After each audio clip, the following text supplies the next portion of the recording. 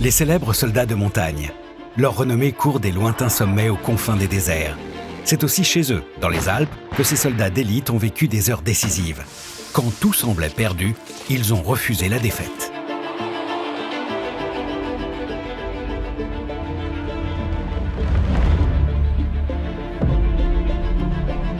Juin 1940. L'avancée allemande est foudroyante. La Wehrmacht fonce sur Paris et le sud de la France.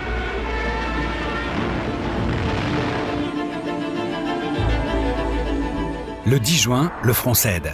Une aubaine pour Mussolini qui veut occuper la France jusqu'au Rhône, faire main basse sur ses colonies, annexer Nice, la Savoie, la Corse. Le jour même, il déclare la guerre à la France. La ligne Maginot des Alpes s'étend du lac de Genève à la mer. Inférieurs en nombre, les Français sont solidement retranchés. Très vite, les patrouilles s'accrochent violemment. Les chasseurs interceptent les bombardiers italiens.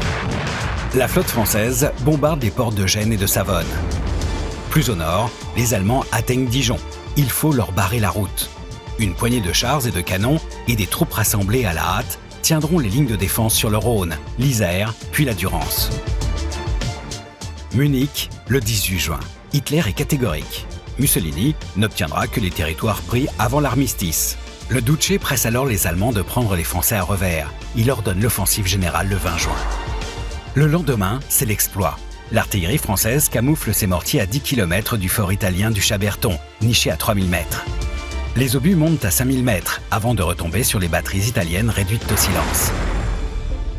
L'armistice est signé le 22 juin, mais l'Allemagne poursuit la lutte tant que son allié italien est en guerre. Nouvelle ruée des panzers. Ils sont stoppés net à Vorep par l'artillerie française. Grenoble et Chambéry sont sauvés.